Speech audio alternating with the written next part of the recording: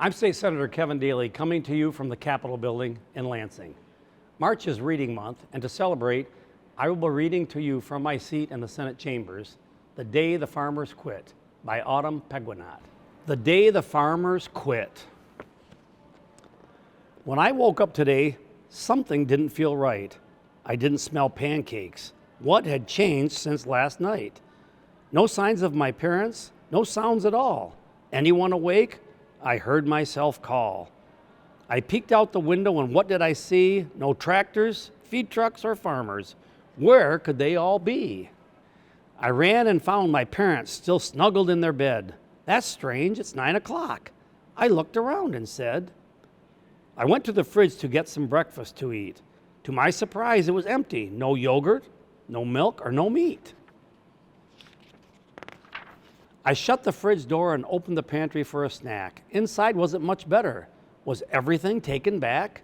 With no cereal or oatmeal, the shelves were really bare, except for a few containers filled up with nothing but air. What's happening? I spoke as I held back my tears. I'd seen nothing like this in all my 10 years. I had to wake my parents. They'd know what to do. I hustled up the stairs so quickly I nearly flew.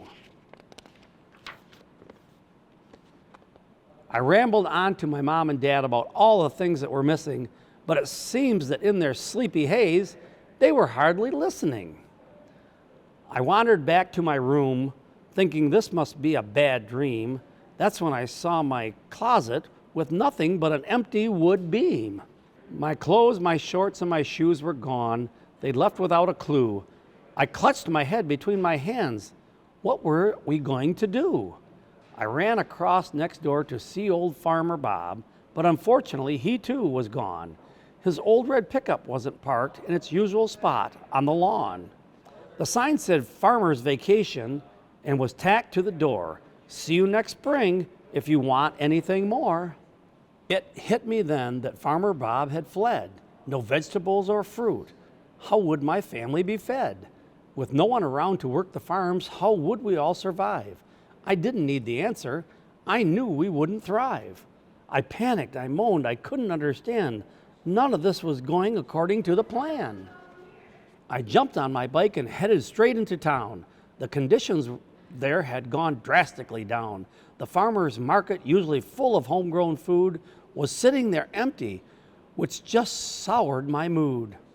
I walked my bike up to the street, to the food mart. The parking lot was empty except for a shopping cart. Out back I saw Mr. Miller, the manager of the store. He was waiting for the dairy truck, and he'd be waiting some more. Who knew the world would stop turning, that we wouldn't survive without the people on the tractors helping us to thrive?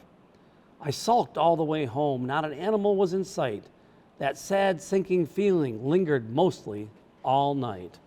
Suddenly, a solution to the problem came to me. I knew just what the farmers needed to see. To lure them back, we showed them our love. We hung a huge thank you banner from the barn beam above. We prepared a meal of their favorite foods. We all hoped that this would brighten their moods.